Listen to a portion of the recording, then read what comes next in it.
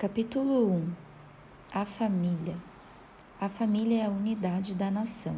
F. D. Maurice. Rousseau conseguiu despertar os pais. É provável que nenhum outro pensador educacional tenha conseguido afetar os pais tão profundamente quanto Rousseau. Emílio é pouco lido agora, mas quantas teorias atuais do regime adequado para crianças têm nele sua fonte confiável? Todo mundo sabe, e seus contemporâneos sabiam disso melhor do que nós, que Jean-Jacques Rousseau não tinha caráter exemplar o suficiente para justificar que se apresentasse como uma autoridade em qualquer assunto, muito menos em educação. Ele se declara pobre e não vemos motivo para rejeitar as evidências de suas confissões. Não nos deixemos levar pelo charme de seu estilo, sua fraqueza forçada não nos deslumbra. Nenhum homem pode dizer além do que ele é. E há uma falta de força de caráter em suas teorias filosóficas, o que remove a maioria delas de categoria de pensamento disponível. Mas Rousseau teve a perspicácia de perceber uma daquelas verdades patentes que, de alguma forma, é preciso um gênio para descobrir, e porque a verdade é de fato mais valorizada que rubis, a percepção dessa verdade deu a ele a posição de um grande mestre. Jean-Jacques também está entre os profetas? As pessoas perguntavam e ainda perguntam, e o fato de que ele teve milhares de discípulos fervorosos entre os pais instruídos da Europa, junto com o fato de que seus ensinamentos foram difundidos em muitos lares isolados de nossos dias, é resposta suficiente. Na verdade, nenhum outro educador teve 1/10 da influência exercida por Rousseau. Sob o feitiço de seus ensinamentos, as pessoas do mundo da moda, como aquela princesa russa Galitzin, abandonaram a sociedade e foram com seus filhos para algum canto sossegado, onde poderiam devotar todas as horas do dia e todas as capacidades de que dispunham ao cumprimento dos deveres que incumbem aos pais. Mães corteses se aposentaram do mundo, às vezes até deixaram seus maridos para trabalhar arduamente nos clássicos, matemática e ciências, para que pudessem com seus próprios lábios instruir seus filhos. Para que mais sirvo? Perguntaram-se, e espalhou-se o sentimento de que a criação dos filhos era a única obra de importância primordial para homens e mulheres. Qualquer que fosse a extravagância que ele achasse conveniente promover, Rousseau ainda encontrava seguidores, porque por acaso ele tocou uma fonte que abriu muitos corações. Ele foi um dos poucos educadores que apelou aos instintos dos pais. Ele não disse: "Não temos esperança para os pais, vamos trabalhar pelos filhos." Essas são as coisas desanimadoras e pessimistas que dizemos hoje. O que ele disse foi, de fato: "Pais e mães, este é o seu trabalho, e só vocês podem fazê-lo. Cabe a vocês, pais de crianças pequenas, serem os salvadores da sociedade por 1000 gerações. Nada mais importa. As ocupações com as quais as pessoas se cansam são uma brincadeira boba de criança em comparação com este assunto sério de criar nossos filhos para avançar além de nós mesmos." As pessoas ouviram como vimos. A resposta ao seu ensino foi uma liberação das águas do entusiasmo dos pais, como nunca se viu nem antes e nem depois. E Rousseau, fraco e pouco digno, foi um pregador da justiça nesse assunto, pois ele converteu o coração dos pais aos filhos e até agora auxiliou um povo preparado para o Senhor. Mas, infelizmente, tendo estabelecido o alicerce, ele não tinha nada além de madeira, feno e palha para oferecer aos construtores. Rousseau conseguiu, como merecia, despertar muitos pais para o caráter vinculativo, a vasta gama, a profunda seriedade das obrigações dos pais. Ele fracassou como merecia fracassar, pois ofereceu seus próprios conceitos rudes como forma de um código educacional, mas seu sucesso é muito animador. Ele percebeu que Deus colocou o treinamento de cada filho nas mãos de dois, um pai e uma mãe, e a resposta ao seu ensino provou que, assim como as águas respondem ao desenho da lua, o coração dos pais se anima com a ideia da grande obra que lhes foi confiada. Embora seja verdade, sem dúvida, que todo pai tem consciência de leis não escritas, mais ou menos definidas e nobres de acordo com seu próprio status, uma tentativa, por menor que seja, de codificar essas leis pode ser interessante para os pais. A família, uma comuna. Abre aspas. A família é a unidade da nação. Fecha aspas. Este rico ditado sugere alguns aspectos da vocação dos pais. De tempos em tempos, em todas as épocas da história, sociedades comunistas surgiram, às vezes por uma questão de cooperação em uma grande obra social ou religiosa, mais recentemente como forma de protesto contra as desigualdades de condição. Mas em todos os casos, a regra fundamental de tais sociedades é que os membros devem ter tudo em comum.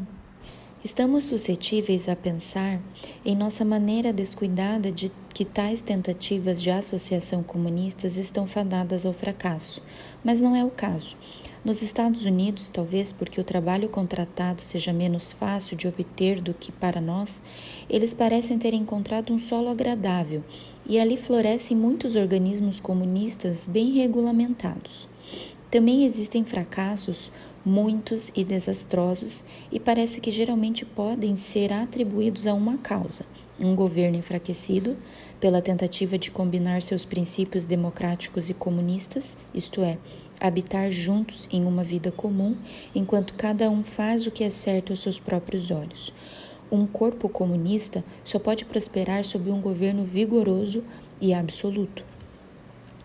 Um sonho favorito do socialismo ou era até que a ideia de coletivismo se concretizasse, que cada estado da Europa fosse dividido em um número infinito de pequenas comunas autossuficientes.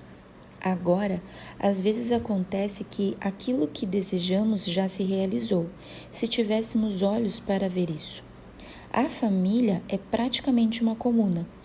Na família, a propriedade indivisa é usufruída por todos os membros em comum, e na família há igualdade de condição social com diversidade de deveres. Em terras onde as práticas patriarcais ainda existem, a família se funde com a tribo, e o chefe da família é o chefe da tribo, um soberano absoluto de fato. Em nosso próprio país, as famílias geralmente são pequenas. Os pais e seus descendentes imediatos, com os criados e posses que naturalmente formam um lar, e que não seja esquecido, fazem parte da família. A pequenez da família tende a obscurecer seu caráter, e não vemos força na frase do início deste capítulo. Não percebemos que, se a unidade da nação é a comuna natural, a família se compromete a exercer em si todas as funções do Estado, com a delicadeza, a precisão e a plenitude dos detalhes próprios de um trabalho realizado em pequena escala. A família deve ser social. De modo algum, essa ideia segue a partir de uma visão comunista da família, que a política doméstica deve ser a política de isolamento. Pelo contrário, não é exagero dizer que uma nação é civilizada na proporção em que é capaz de estabelecer relações estreitas e amigáveis com outras nações. E isso não com uma ou duas, mas com muitas. E inversamente, que uma nação é bárbara na proporção de seu isolamento, e uma família não diminui em inteligência e virtude quando, de geração em geração, ela se mantém apenas consigo mesma? A família deve servir aos vizinhos. Mais uma vez, é provável que uma nação seja saudável à medida em que tem seu escoamento, suas colônias e dependências, a que sempre se preocupa em incluir na vida nacional. Assim também a nação em miniatura, a família, as famílias passando necessidades, na periferia, o orfanato, a missão, os necessitados que conhecemos, não o fazem para o sustento da família em uma vida espiritual mais elevada? A família deve servir a nação. Mas não é suficiente que a comuna familiar mantenha relações de vizinhança com outras comunas semelhantes e com o estrangeiro dentro dos portões. A família é a unidade da nação, e a nação é um todo orgânico, um corpo vivo, constituído como o corpo natural de um número infinito de organismos vivos. Só ao contribuir com sua cota para a vida nacional é que a vida da família se completa. Os interesses públicos devem ser compartilhados, o trabalho público assumido, o bem-estar público valorizado, em uma palavra. Sua integridade com a nação deve ser preservada. Ou a família deixa de fazer parte de um todo vivo e se torna certamente prejudicial, como um tecido deteriorado em um organismo animal. A ordem divina para a família a respeito de outras nações. Os interesses da família também não se limitam aos da nação. Como é parte da nação manter relações mais amplas, estar em contato com todo o mundo, estar sempre à frente na grande marcha do progresso humano, assim deve ser a atitude de cada unidade da nação, cada família, como parte integrante do todo. Aqui está a realização simples e natural do nobre sonho da fraternidade, cada indivíduo ligado a uma família por laços de amor, quando não de sangue. As famílias unidas em um vínculo federal para formar a nação. As nações aliando-se em amor e se assemelhando em virtude, e todas as nações e suas famílias, desempenhando seus diversos papéis como criancinhas, sobre os pés e sob o sorriso do Pai Todo-Poderoso. Aqui está a ordem divina que toda família é chamada a cumprir. Um pouco de fermento leveda toda a massa, e, portanto, é infinitamente importante que toda a família compreenda a natureza e as obrigações do vínculo familiar.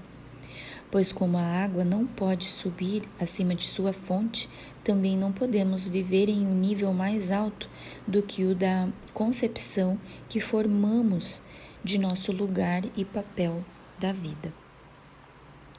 A família deve: A. Aprender línguas. B. Mostrar cortesia aos estrangeiros. Façamos a seguinte pergunta: em relação a toda educação e todas as relações civis e sociais do ponto de vista da família, isso tem algum resultado prático? Sim, tanto que dificilmente há um problema da vida para o qual não haja solução. Por exemplo, o que devemos ensinar aos nossos filhos? Existe um assunto que exige nossa atenção mais do que outro? Sim, existe um assunto ou classe de assuntos que tem uma reivindicação moral imperativa sobre nós. É dever da nação manter relações de gentileza fraterna com outras nações. Portanto, é dever de cada família, como parte integrante da nação, ser capaz de manter um discurso fraterno com as famílias de outras nações, à medida que as oportunidades surgem. Portanto, conhecer a língua das nações vizinhas não é apenas garantir uma entrada de conhecimento em um meio de cultura, mas é um dever daquela moralidade superior, entre parênteses, a moralidade da família, que visa a fraternidade universal. Portanto, toda família faria bem em cultivar duas línguas além da língua materna, desde o berçário. Novamente, uma bela jovem inglesa estava hospedada com a mãe em um Kurhaus alemão. Elas eram as únicas inglesas presentes e provavelmente esqueceram que os alemães são melhores linguistas do que nós. A jovem senhora sentou-se durante as longas refeições com seu livro, mal interrompendo sua leitura para comer, e dirigindo não mais do que 1 ou 2 comentários para sua mãe, como: "Eu me pergunto que bagunça é essa?" Ou "Por quanto tempo mais teremos que sentar com essas pessoas chatas?" Se ela tivesse se lembrado de que nenhuma família pode viver para si mesma, que ela e sua mãe representavam a Inglaterra, que a Inglaterra estivesse naquela pequena comunidade alemã, ela teria imitado as saudações corteses das senhoras alemãs, sendo gentil a seus vizinhos. A restauração da família.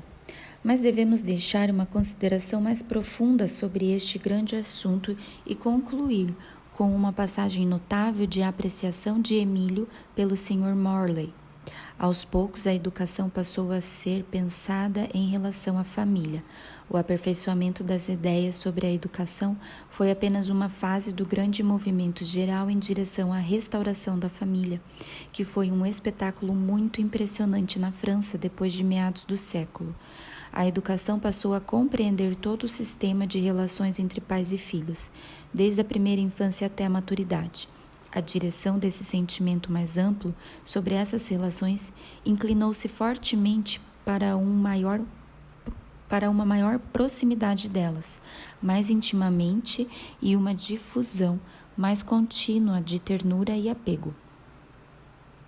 Seu trabalho nesta grande causa, a restauração da família, dá a Rousseau direito à gratidão e ao respeito da humanidade. Se provou um trabalho sólido e duradouro. Até hoje, as relações familiares na França são mais graciosas, mais ternas, mais próximas e mais inclusivas do que as nossas. Elas também são mais expansivas, levando a um comportamento geralmente benigno e amigável. E o vínculo familiar é tão forte e satisfatório que os jovens encontram pouca necessidade de se apaixonar. A mãe se dedica à amizade de suas filhas, que respondem com total lealdade e devoção, e não obstante Zola, as donzelas francesas são maravilhosamente puras, simples e doces, porque suas afeições são abundantemente satisfeitas. Possivelmente, a restauração da família é um trabalho a que somos convidados aqui na Inglaterra. Cada um dentro do raio de seu próprio lar, pois há poucas dúvidas de que o vínculo familiar é mais frouxo entre nós do que há 2 ou 3 gerações. Talvez em nenhum outro lugar a vida familiar seja mais idílica do que a que vemos no seu auge nos lares ingleses. Mas o sábio sempre encontra algo novo para aprender. Embora uma nação, assim como um indivíduo, deve agir de acordo com seu próprio caráter e estejamos, no geral, bem contentes com nossos lares ingleses, ainda podemos aprender algo com a inclusão da família francesa, onde sogra e sogro, tia e primos, viúvos ou solteiros são estimados em uma centena de pequenos quartos planejados para dependentes passariam a existir em uma casa inglesa. O resultado é que as crianças têm um alcance mais amplo para a prática de milhares de doces, atenções e autocontenções que tornam a vida doméstica adorável. Sem dúvida, a moeda tem outro lado. Provavelmente, há muitas coisas na vida doméstica francesa das quais devemos nos esquivar. Ainda assim, ela oferece lições objetivas que faríamos bem em estudar. Novamente, onde a vida familiar é mais bela para nós, a família não está um pouco suscetível a se tornar egocêntrica e autossuficiente, em vez de cultivar aquela expansividade para com outras famílias, que faz parte do código familiar de nossos vizinhos? Perguntas para o uso dos estudantes. 1. Como e para o que Rousseau conseguiu despertar os pais? 2. Em que aspectos a família é uma comuna? 3. Por que e de que maneiras a família deve ser social? 4. Mostra algumas formas pelas quais a família deve servir aos vizinhos mais pobres. 5. De que maneira a família pode servir à nação? 6. Qual é a ordem divina para a família em relação às outras nações? 7. Mencione maneiras de assegurar comunhão com outras nações. 8. O que significa a frase restauração da família? 9. Adicione dicas de sua própria existência em cada um dos pontos abordados neste capítulo.